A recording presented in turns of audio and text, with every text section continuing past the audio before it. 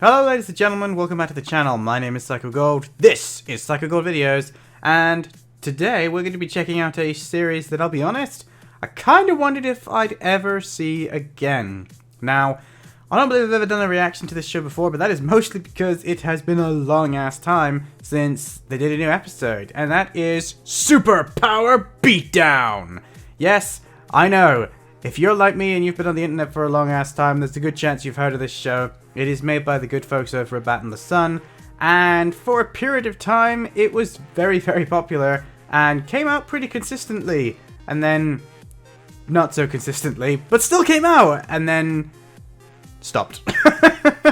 But in fairness to them, you know, this isn't their regular job, they have other stuff that they do, and they're a production company at the end of the day, so they do produce things for other people, and I know that although we may not have had Superpower Beatdown, we did get the, I thought was good, Ninjak vs. Valiant Universe series. I really enjoyed that, and there's an edited version of it, I think on the YouTube page JDFFN, which has actually edited all the episodes together into one long film, which is clearly how it was intended to be seen, but that does mean that you don't get to hear the awesome intro music anywhere near as much if you do the edited version. But anyway, point is, they're back.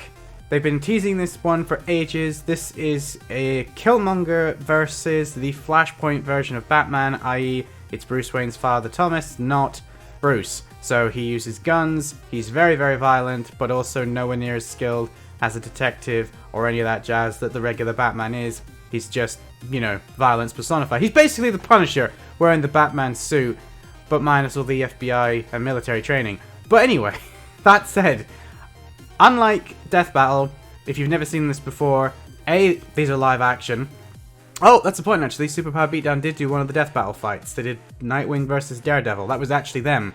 They just filmed it for Death Battle for some reason. The main difference between this and Death Battle is that Death Battle allegedly uses facts to decide who wins. Superpower Beatdown just flat out does it through people voting.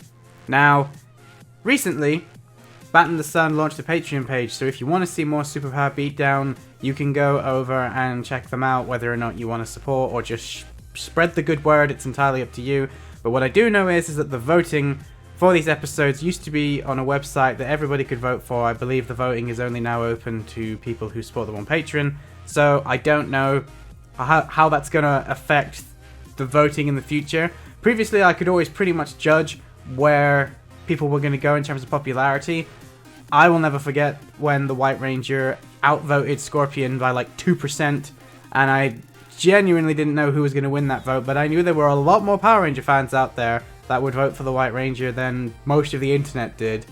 But if the people who can vote is now a much smaller pool, it'd be very interesting to see if the people who are popular or if people who have big fan bases can influence the vote as much now. It'll definitely change the outcome of battles potentially. If you've got a fan base that, typically speaking, doesn't watch your videos, but likes the character you're using, but are unable to vote, then yeah, that character's going to lose by a landslide, but that's because the majority of people can't vote.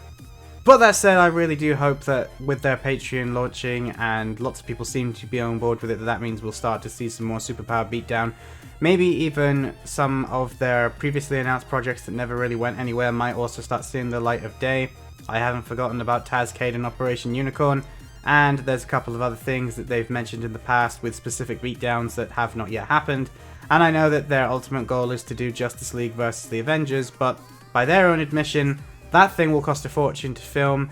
Never mind the costuming, the ridiculous cast that you would need to do all of that, but the level of effects that you'd have to do to make that thing worthwhile watching. Yeah, they're gonna need a really big budget for that one, so good luck is all I'm gonna say to you guys. I think we might all be waiting for that one for a while. But anyway, let's dive in. I'm very curious to see what this is all about. I believe this is just gonna go straight into the battle, because it started auto-playing for me when I opened it up, which is going to be weird, because normally there used to be an intro, but it looks like that's completely gone, so here we go. 3, 2, 1, go. Flashpoint Batman versus Killmonger! I have absolutely no idea who I think is going to win. Oh, I recognize this warehouse. Isn't this where Spider-Man fought Darth Maul? Oh, Is that Bane? What? Is he dead? What is this? Oh, I want to see Bane in a superpower beatdown now. Who the hell are you?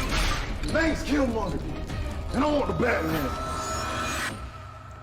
Killmonger killing Bane without his Panther suit? Ooh, I'm not sure I agree with that. But I'm guessing he must have his Panther suit. Tell your men to stand down. He's mine. He sounds just like their normal Batman. That's because it is. Whoa, where did they... Okay. Remember when I said that they'd need a bigger budget and a lot more cast? That's a lot of work just for what is essentially the setup around the fight. What do you want? As I live and breathe, the Batman. Talk. Well, Your boy Ra's al Ghul. a version. Back. The Lazarus pit's clouded your already delusional mind. You're nothing. Bane's corpse just burning in the background there. And you're just a coward that kills cows for attention. And I don't have time for this. By any means necessary. Oh! It's on now. Oh, okay. There we go. Yeah, bullets ain't going to achieve a lot against his suit, though. Oh, that did a bit more damage than I thought it would. They haven't lost their touch. I'm very confused as to how Flashpoint is going to take him down, though. Oh, nice. My suit's made of vibranium. It's indestructible. Get it? Let's see how well it does against Amazonian steel. Oh, of course. He happens to have an Amazon sword in the Batwing. I like it. Let's go. It's not quite a lightsaber, but yeah. Oh, the sound effects. I don't know what that is, but I like it. Oh. You ain't got enough to stop me. Don't know, it's doing a pretty good job of attacking your suit. You're weak, old man. This is an explosive, dude. Nice. I don't think that'll have taken him out, though, because his suit was intact.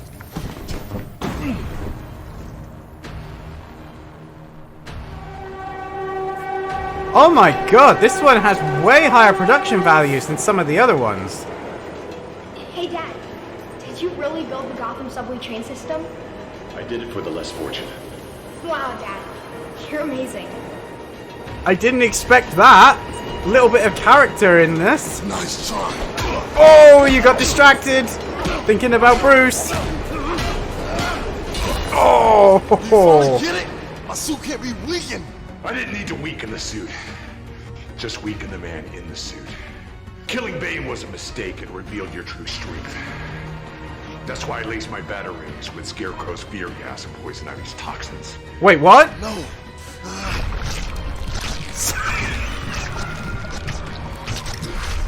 Ow. Ha! But This kid. I'll kill you. I love it when they get creative like this. I feel the effects. Oh! Why did he power down his mask?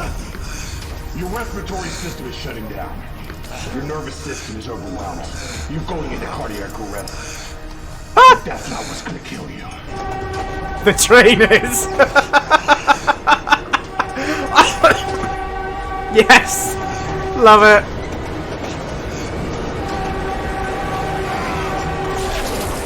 Oh! Okay. Sometimes the light at the end of the tunnel leads to hell. Oh! Wow! What a final line. I hope you guys enjoyed it. We looked Yeah, at it from a lot of I did. blood, sweat, tears, hard work, and love for the character. That was And one of the love, best a whole lot of ones love. they've ever And done. Also from you guys, because we have opened up a Patreon, which you guys have been able to support and contribute I know, to, which I we're already super said. thankful of that. I gave One the of shout things that out. makes me most excited about the Patreon is fan involvement. We love being involved with you guys as much as possible. So with the 8x10s, with the Skype calls, with the customized voice recordings. There's so much; it's almost unlimited. I see what shirt you're wearing there, Kevin. In your lives as well as you involved in our production. Well, jumper, but you know what I mean. There's so many awesome different tiers and rewards available on Patreon.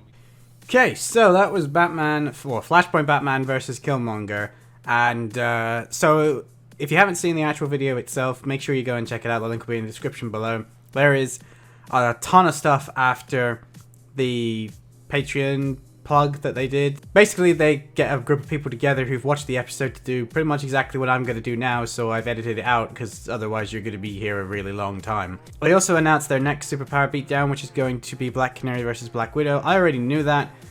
They've been posting about it on Instagram a lot, so yeah, that would have been more of a surprise if I didn't already know that they were doing it. I'm even pretty confident that they've been talking about who's going to be playing them. Yeah, they are. They've got Tatiana coming back, and they've got Tess Killhammer coming back, which will be brilliant because you got two people that have played Black Widow and Black Canary before, reprising their roles to go up against each other. And yeah, I like both of those actresses, so I'm definitely looking forward to that episode. I'm hoping that we don't have to wait too long for it.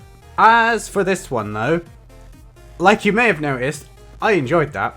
I thought it was actually one of the best superpower beatdowns that they've had, and I say for a while, but they haven't done one for a while, but I mean, I'm pretending as if, you know, the other 24 episodes weren't that long ago. This is kind of like, for me, the opposite of when Joker and Harley took on Deadpool and Domino.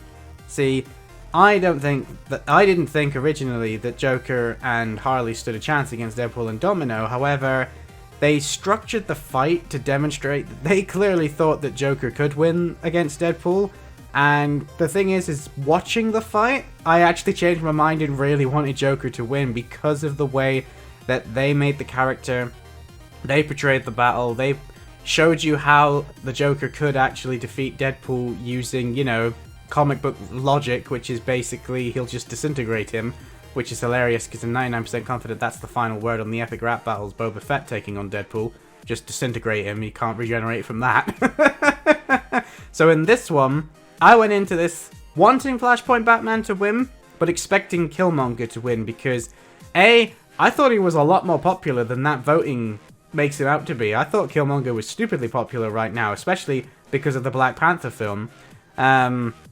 But apparently there's still a lot of Flashpoint Batman fans out there, which is good, because I really like Flashpoint Batman. And I really like the way that they made everything that we saw in that, apart from the cops outside, really impactful to the entire fight itself. It was like a self-contained film, which they all are, but you know what I mean. It felt more like a short film that could be part of something else rather than just a fight sequence. The way in which they showed Bane dead at the beginning wasn't just a throwaway reference, it was what allowed Thomas Wayne to actually decide that he needs to use his poison batarang right from the word go, and then everything else after that was a distraction.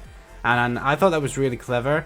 The fact that they, you know, had Killmonger think that he was going to win for the same reason that we did, and that obviously led into him not necessarily putting him down as quickly as he could, because Thomas was keeping him talking, keeping him distracted, and then after Thomas lost, you know, the guns, he called in his sword from his Batship, which was hysterical. It's like, wait a minute, am I watching Batman or a Power Ranger here? You know, did he call the Power Sword? But that was still really good. I thought that was great. And then obviously the Amazon Steel did a lot better against the Vibranium suit. Didn't, you know, take him out or anything, but it did at least allow him to have a bit more of an even playing field. But even that ended up being disarmed by Killmonger in the end, but again, Thomas put a bomb on it, which is so Batman-like.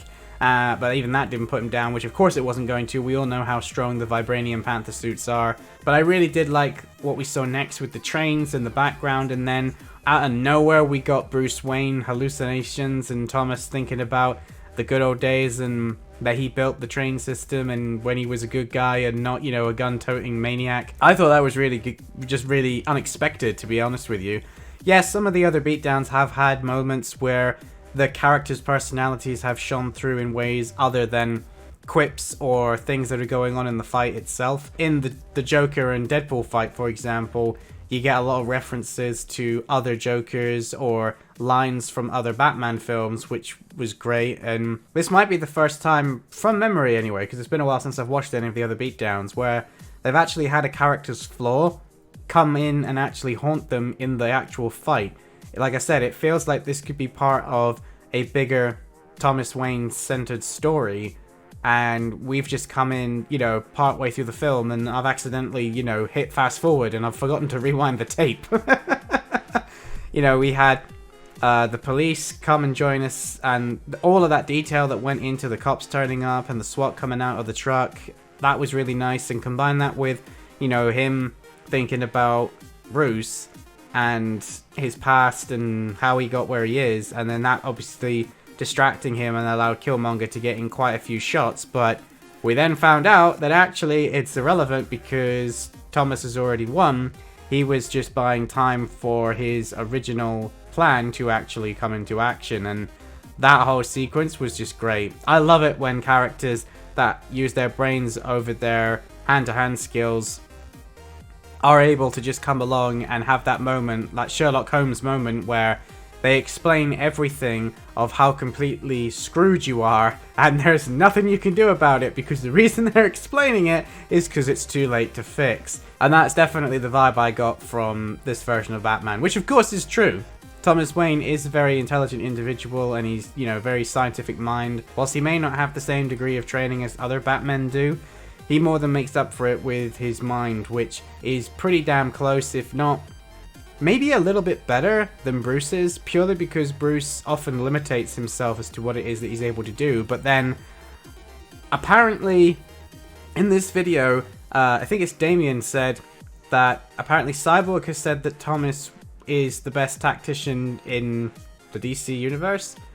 But I don't know if I would agree with that. I mean, maybe I haven't read enough of the Flashpoint Batman stuff. I mean, I can't keep up with DC and their ever-changing freaking world-bending stuff, and they reboot it what feels like every, you know, month that it's not doing as well in sales. But I would definitely say that Bruce is better than Thomas in terms of pure tactical and strategic fortitude. But then I suppose you could argue that it's a different thing. I mean, maybe they're saying that Thomas is better on the field at making quick decisions, and Bruce is definitely a better chess player, always thinking 20 moves ahead for what's going to be happening, you know, in 5 years' time, is how long his plans are. But maybe in the moment Thomas is better. I don't know. Maybe that's just me, but I don't necessarily agree with that. But, you know, there's a lot of things that DC says that I don't agree with anymore, so I'll add it to the list. Either way, hats off to Bat in the Sun. I'm glad you guys are back. I can't wait for the next one, and like I said, I'm hoping that we don't have to wait too long for it. I know it, you know, it's not going to be like it's out next month or something, but fingers crossed with the Patreon actually taking off, you guys will be able to get it out faster rather than, you know, this time next year. Either way, I hope you enjoyed this particular reaction and my thoughts on it. Like I said, go and give Bat in the Sun some love over on this video, and please let me know what you thought of it down in the comments below. Did you think that the right person won? Do you think that Killmonger should have won? What are your thoughts on all of this? Do feel free to let me know. If you enjoyed it, feel free to give it a thumbs up, subscribe if you're new around here, but that is going to be it for today, my friends, and I will see you all soon. As always, my name is PsychoGold, and I will see you in my next video. PsychoGold, out!